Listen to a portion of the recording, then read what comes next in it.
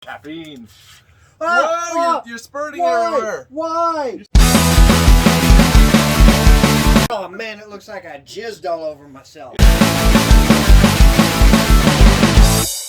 Welcome to Stupid Movies, where we watch them so you don't have to. Correct! We watched a brand new movie that just recently hit Shudder called Vicious Fun 2020. Not rated, an hour and 41 minutes long. Is that what it is? Crap, I thought it said viscous fun. And this was directed by Cody Callahan. Cody, just leave it at Cody. Dude.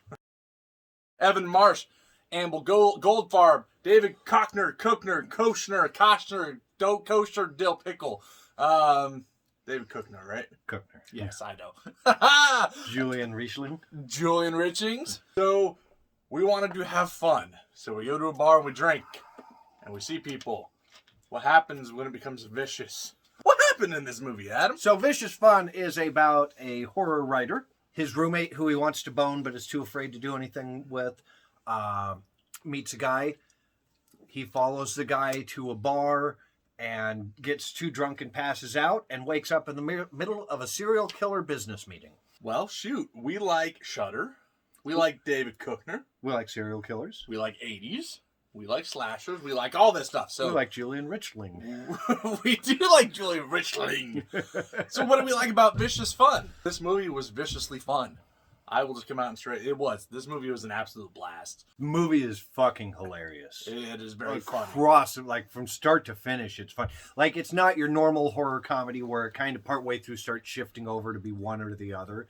It continues to be horror and continues to be comedy all the way through to the end. It's really, really funny. Yeah, it's a perfect mix of both. It never strays from that formula either. It goes with it from start to finish. And it never lets up. I was fully expecting to hate this going into it.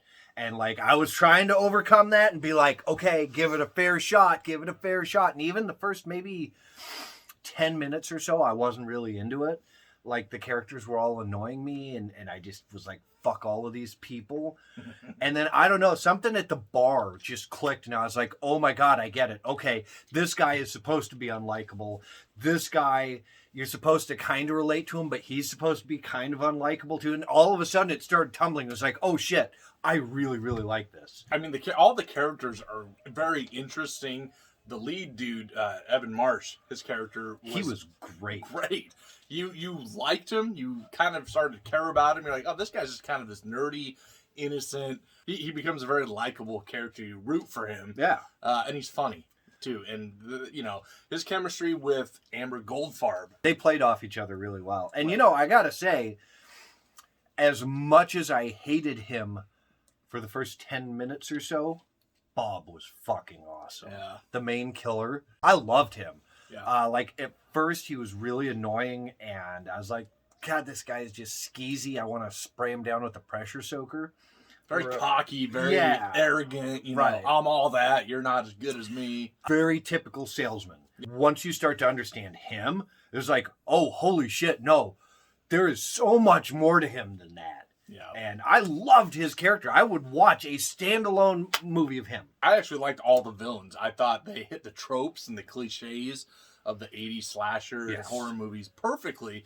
The big guy, who's the mass killer who did the summer camp at sorority houses. Yeah. And then you get the cannibal guy, and then the guy dresses like a clown who's just really smart with how he goes about things. It was a good mixture, and they all portrayed the characters really well. Yes. They were fantastic. And I do love Julian Riching in here. They're talking about, he's very methodical. He's super German in this. He's supposed to be like a super German killer. And he's very methodical and very intelligent. And he breaks it all down. And they're explaining him, and he's like, and he dresses like a clown. Why does he dress like a clown? He likes clowns. Yeah. That's it. It's just such a throwaway. But, man, I laughed. I rewound and re-listened to it. I wrote you about it. Yep. It was great. I would say the pacing in this was very good. The first, I would say, maybe 8 to 10 minutes were a little slow for me. But after that, man, it was like a roller coaster. It was just boom, boom, boom, boom, boom, boom, kept going and going and going. They set it up pretty quick, and then once it rolls. I really liked the setting, too. That bar was cool as shit. And I would say the bar and hospital settings both were very good. Yeah. The atmosphere was dark. you know, and kind of creepy.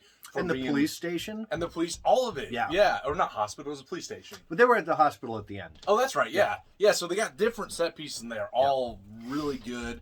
The lighting was perfect in all these places. You know, it was dark when it needed to be, light when it needed to be. Dark when it would make sense to be. Right. And light when it would make sense to be, too. Because that's another thing, is like a hospital is not going to be dimly lit. Right.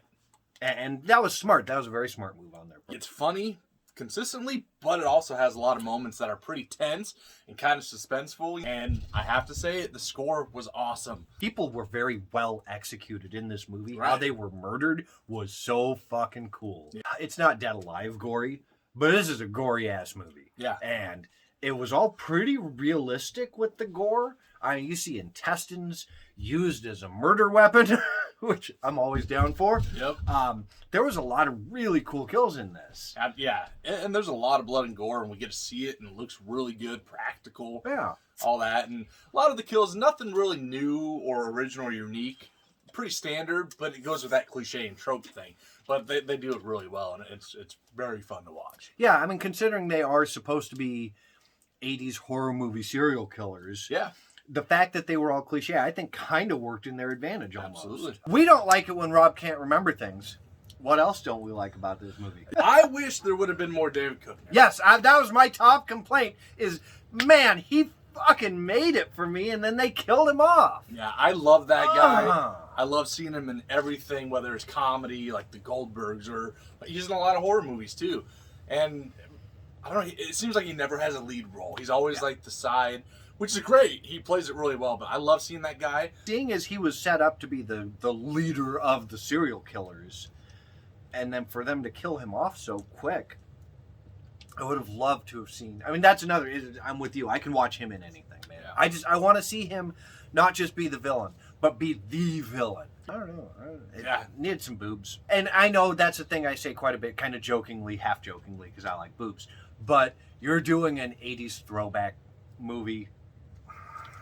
80s horror movies were really big on gratuitous nudity and how much gore can we get away with showing before the MPAA gives us an X. And I would have liked to have seen them play with that trope. The subplot with the film director stealing the idea of the taxi cab murder didn't need to be there at all. No. I mean, they could have completely cut that and it would have been fine. So yeah, Vicious Fun. I thoroughly enjoyed this movie. I thought it was a lot of fun. From start to finish, it had a perfect mix of horror and comedy. The cast was great. The acting was really good. The characters were likable. The bad guys were fun. I love the tropes. They nailed the cliches. Pacing is great. The atmosphere is awesome. The 80s throwback kind of style is there, and it's not overdone, which is great. Love the score. Just love the set pieces. Everything about this I pretty much loved.